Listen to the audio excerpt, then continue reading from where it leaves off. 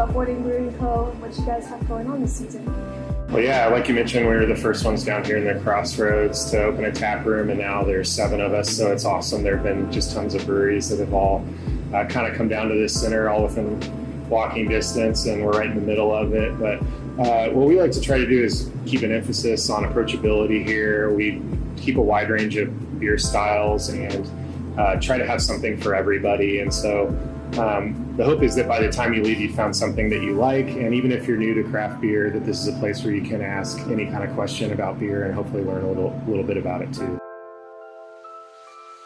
We are smaller. It's a 3-barrel system, which has a lot of benefits, and one of them is that we get to create a lot of different types of beer. I think we did around 25 different beer styles last year. And the other benefit is that everything's very fresh because the batches are so small. So typically anything that's on our tap is 2 months old or less. And fresh beer is always better, and not having to ship our beer long distances or have it sit on shelves for a long period of time definitely is an advantage, and you're always going to be getting fresh flavors and fresh beer from us. It's a good reason to come down like to this area in the Crossroads in particular, because you're able to visit breweries where you can see the equipment that it's brewed on. So it's not traveling, it's fresh. You're getting a really high quality product that hasn't been sitting on a shelf for a long time, and you're just going to be getting really good fresh beer everywhere you go down. So is there a beer that you would suggest for someone that's new who is, not really a fan of beers, but they would, want to try their palate at something? Sure, yeah. I mean, we usually keep, like I said, a wide range of options. So we kind of start with saying, well, what do you normally like to drink, alcohol or otherwise? Like, what kind of flavors do you like? And then go from there. Our top seller is our strawberry blonde ale. It's a light blonde ale with pureed strawberries in it. Has a nice strawberry flavor without being too sweet. So that one's been a top hit, but then, if that's not for you, we're hoping that we have something in our lineup that is.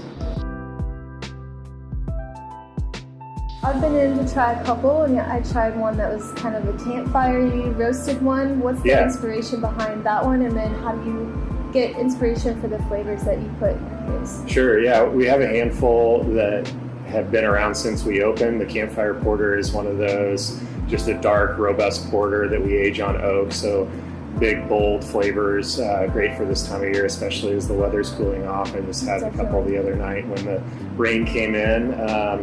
It varies from beer to beer, kind of where we draw inspiration and what we want to do. We try to keep mixing it up, staying with current trends, but also trying to set our own.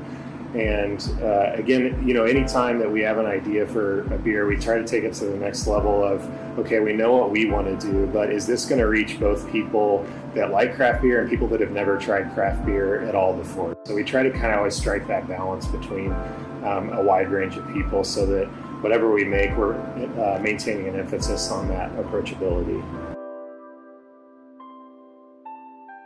So I've heard you have a chemical engineering degree, is that correct? How did you use that knowledge from your studies to create a brewery of your own? My degree was chemical engineering. I was also home brewing, and I learned how to do that while I was in college. There was a night course that a buddy of mine took and learned how to make homebrew beer. It wasn't great at first, but we got a little bit better and better at it. And ever since graduating college, I just kind of continued to brew beer whenever I could at home in my kitchen and develop recipes and just keep improving at the process and getting a little bit better at it. And so, when it came time that I wanted to start a business in beer, scaling that up, fit in pretty well with the chemical engineering degree, the big equipment and scaling things up. So, that part of it was a pretty easy transition.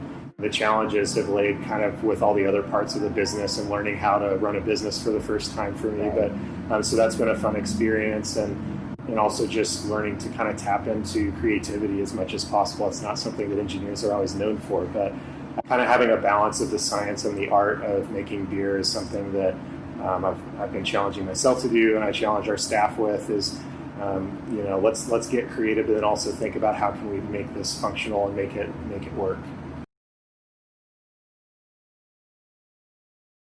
Starting from scratch to now, what has been the biggest growth that you guys have seen as a company, and what's allowed you the most room to grow since you started?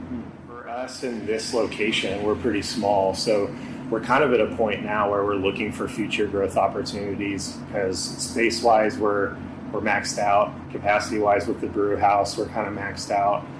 So we're always trying to come up with new things, but we're also looking for what that next step is going to be for us. How do we get this out to more people and that sort of thing. In 2017, we opened an outdoor patio space that was really big for us, so that was a nice moment of growth for us. But in general, I think, we try to keep an eye on the trends in craft beer and what is it that people are looking for, what do they want, but not necessarily just be copying what other breweries are doing or, just latching onto a fad per se. So we try to think about like, well, what's behind this trend? What is it that people are wanting in beer right now? Sounds like you all are very adaptive and are willing to expand more and create to kind of stay fresh and relevant, but then also stay true to your brand. And given the decor in here, it's beautiful. It all looks handmade. So it's definitely a feel that's different than most others. It is all handmade. I mean, this is all myself and some friends and now some staff that have built pretty much everything in here, challenge ourselves with. Did your all's process change at all with the times this year, and how were you able to kind of adapt due to COVID? Out of the things that you all did try this year, are there strategies that you're going to move forward with? Because it worked really well. You know, what did guests kind of like the most? Sure, yeah. We've definitely, it was a big adaptation. We were shut down for about 6 weeks, and so we were canning everything that we brewed, which is a big operation for us. We have a little tabletop canner that's about this big, and it was a 12-hour day just to do 3 barrels of beer. So it was a lot of work, but we knew what we needed to do to get beer to people that wanted it, and so we did that. And now that the tap room is open and we're at 50% capacity, we're able to kind of go back to the tap room model a little bit more. And just in general, I think it's been really cool to see the community down here all kind of come together and help each other out. And it's always been that way, but especially when times get tough, I think you notice that we've got a great group of people and business owners in the breweries and wineries and distilleries down here. So it's been neat to just feel that support, feel that love. Definitely something that Kansas City has to offer in general is that loyalty, and when you find a spot you really love, you're going to go back every single time. So you guys have nailed it with the atmosphere and vibe here, and from my experience, the staff is always so friendly and knowledgeable of everything. So all of that is just super on point, and your flavors are amazing. So is there anything that isn't apparently obvious that you would let your guests know that separates you from everyone else and gives you guys that edge that's like you need to come to Porter Brewing Company? Sure. I think we kind of covered it, but like I said, if you're new to craft beer or just don't know a lot about it, we're a great place to start. I've always put an emphasis with our staff on there are no stupid questions. There's no such thing. And anything that seems like maybe a stupid question is really just an opportunity for us to kind of teach somebody a little bit about what it's really about and get them to try some new things. And so we really want to be that jumping off point for people that have never tried craft beer before to come in and have a positive experience and, hopefully find some flavors, some new flavors that they hadn't considered before and come away falling in love with craft beer, ideally. I love that. Well, thank you all so much for your time, and I hope that you all get a chance to come into Porter Brewing Company. You all do game specials, is that right, for the Chiefs game? We do. And things like that? Red awesome. Fridays, we have growler discounts, and so come on in then or any other time. It's a perfect time, so come on out to Porter Brewing Company and try some craft beers, and make sure you say hi to the staff because they're awesome.